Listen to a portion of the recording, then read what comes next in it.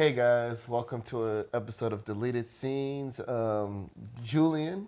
James. So we're gonna talk about a little bit about DCEU and the alleged future of what it could have been. And James doesn't know anything about this news article. If you listen to the podcast Matinee Talk that we have on Apple Music and all that, we talk about it just a little bit, but I want to go into more depth with it with James, just because I know James will have his point of view You on say it. I got strong opinions? Yes, you do have strong. I know you will have strong opinions about this. So, Okay. without further ado, we're gonna get started. So, on Kevin Smith's podcast, Batman Beyond, it came out on January 29th, which was about a week from today, the time of the recording, I think. Kevin Smith was talking to some crew members from Star Wars Episode 9. Okay. These same crew members were on the exact same set of Justice League when they both were with Zack Snyder and Joss Whedon. So, what Kevin Smith was talking about was the fact that DC had a completely different narrative, not narrative, but a different direction that they were going before Joss Whedon came into play. For Zack Snyder's cut, this is, by the way, put a pin in this. All of this is allegations or theories. These aren't. He said that these are from crew members that they said that they worked on both of them. The crew members wouldn't. I mean, he won't mention the crew members' names, anything like that. This is all speculation. So go with it as you will. But I think it's great speculation. So he talked to the crew members, and they were like, so the first cut, which is Zack Snyder's cut, was gonna happen about 80% of the way that Joss Whedon's cut went. Basically, the same storyline goes that they go fight Steppenwolf in that desolate place in Russia. Was it? Yeah, in Russia, they defeat Steppenwolf. This is where it all goes different. So if you've seen the Justice League movie we got, Joss Whedon put the Injustice League in there with Lex Luthor, Deathstroke, all of those people. But what happens is, in Zack Snyder's cut, what happens is when basically Steppenwolf is going through the boom tube, they look up, all the Justice League members that are there look up, and it's Darkseid. Okay, makes sense. So what happens in that moment is they understand at that point, just like how Avengers was in 2012, was, oh crap, That's the real bad guy. that's the big game, right? That's the big fight that we have to go with. So basically, they're like, we got to set up for that. The movie, the Justice League, was supposed to be 3 movies. So I'm about to give you all 3 movies as quick as I can so we could talk about it. Second movie goes that basically all of the characters all the superheroes are gonna go to Apocalypse. They're gonna find a way to find Apocalypse. They're gonna go and basically try to fight Darkseid. And basically the second movie does all of that with Darkseid whooping their ass, like literally destroying them. And the second movie ends with Darkseid basically defeating all of the DC characters while he's heading back to Earth to wreak havoc. And all the heroes are stuck on Apocalypse, defeated, moralized, and stuff like that.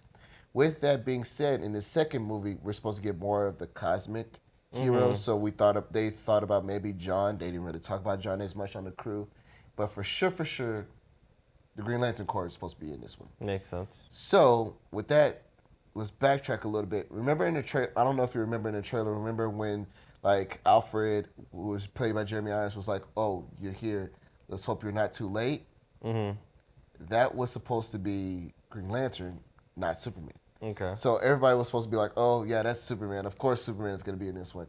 No, it was supposed to be a direction of Green Lantern supposed to be there. The only difference was in the trailers, like how Marvel did it, they cut all the green out of it. Mm-hmm. So you wouldn't notice that was the Green Lantern Corps. I mean, that was one of the Green Lanterns going there.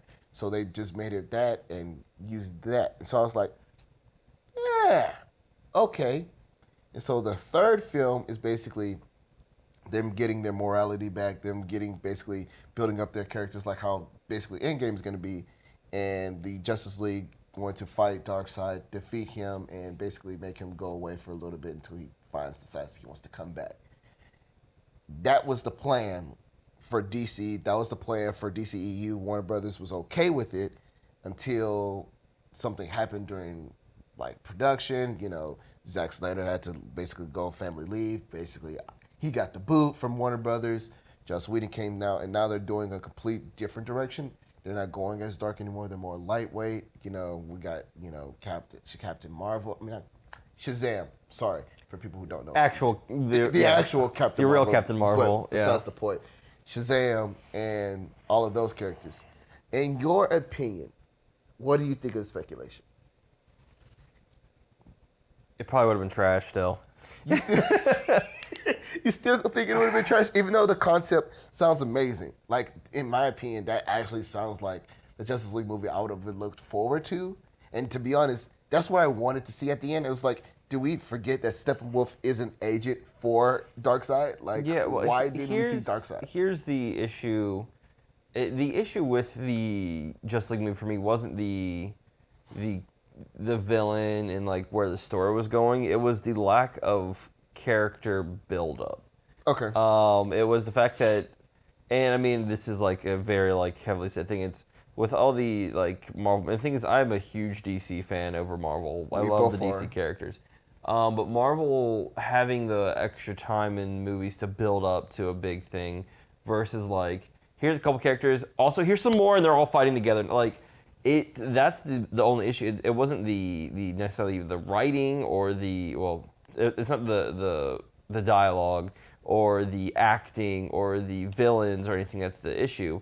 It was the pacing in the grand scheme of things, because it just feels like it's just shoving everything in your face. It's like, eat this, and it's like, I don't have time to digest anything. It's just like, oh, here's this character, and I understand why they had to do it, but that's why you lose. Like, the relationships between the characters don't matter because they're forced upon you. You're just supposed to say, oh, this is Batman, and even as someone who already knows who these characters are from the comic books, from a storytelling standpoint, it just, even if they were to do 3 movies, if they were to rush that much into, all right, quickly go to the like big bad guy that quickly, like that's the reason we're so hyped for the Thanos battles, is because we've been waiting for him for 6 years. Exactly.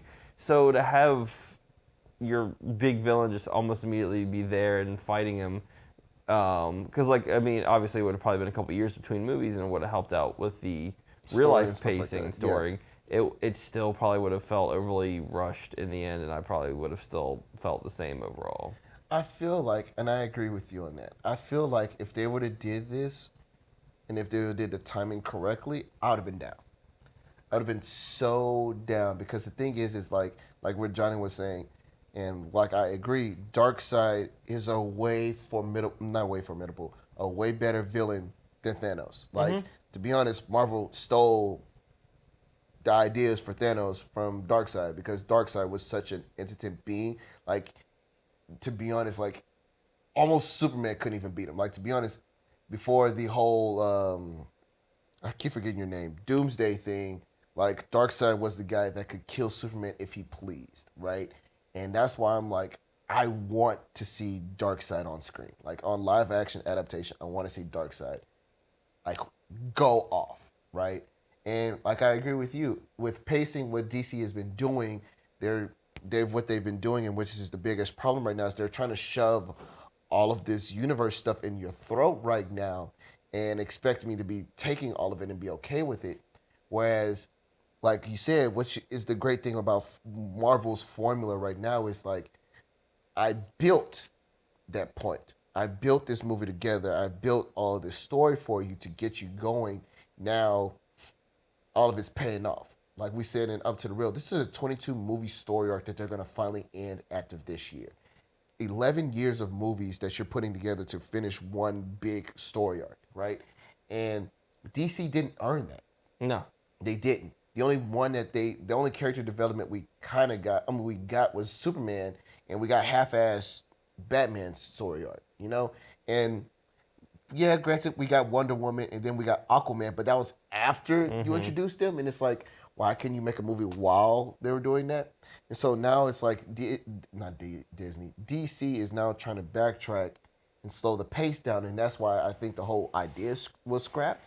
Because now they understand that, hey, we can't just shove things down your throat. We got to take a step back, introduce characters, and then give you a whole arcing story. And it's like, That should have been the game plan since the beginning. Because I probably would have been more annoyed if they went with a 3-movie plot, but the first one performed so poorly and got so low reviews they didn't even do a second and third one, and it just left forever. That'd have been even more annoying. Yeah, that would have been very disappointing, and that's why I'm like, you still can do Darkseid. Because the thing is Steppenwolf was teleported somewhere, and all of us comic fans know that he had to be teleported back to Apocalypse because the person he even mentions Darkseid in the movie. He's like for Darkseid, and it's like Mother and Darkseid are in Apocalypse waiting for Steppenwolf to do his change. Oh, you didn't? All right, let's bring your ass back and let's deal with this, right?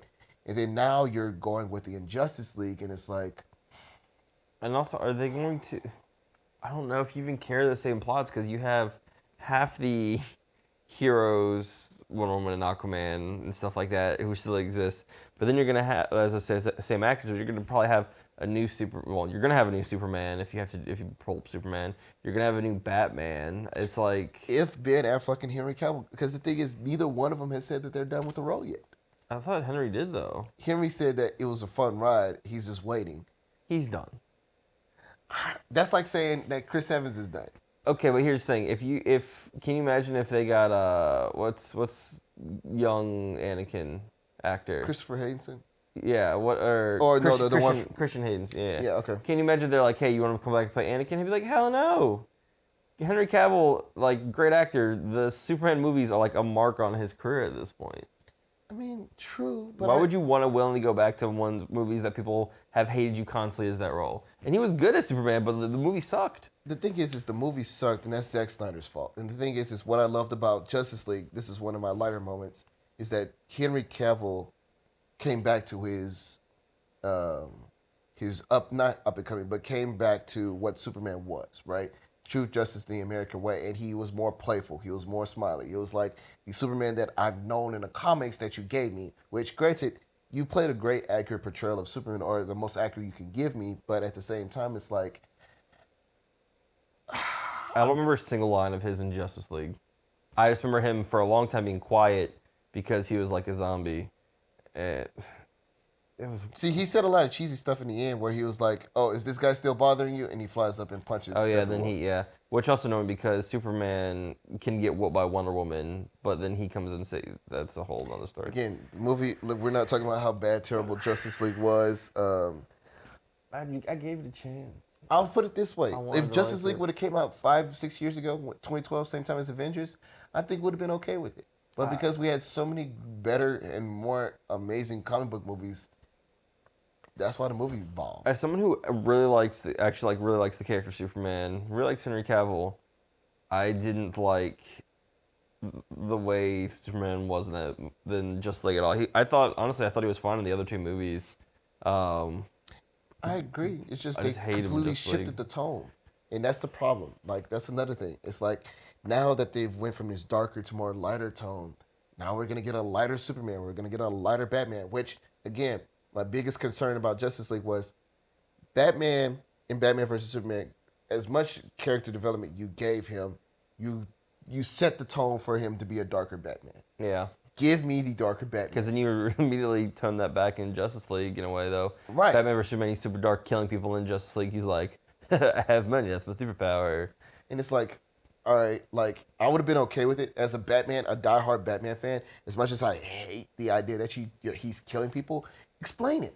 Yeah. Explain why he's killing people, and I'll be okay. Just like with Man of Steel. I wasn't okay with Superman snapping General Zod's neck, but, like, explain why he made that decision.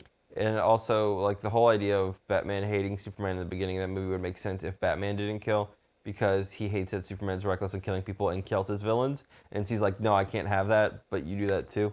So you lose a thread there. Again, that's what I'm saying. Like, you could have explained all of that, but now you're just like, oh yeah, retcutting all that. Now we're gonna make a more lighter tone, and that's where my biggest thing is with Warner Brothers right now at this moment.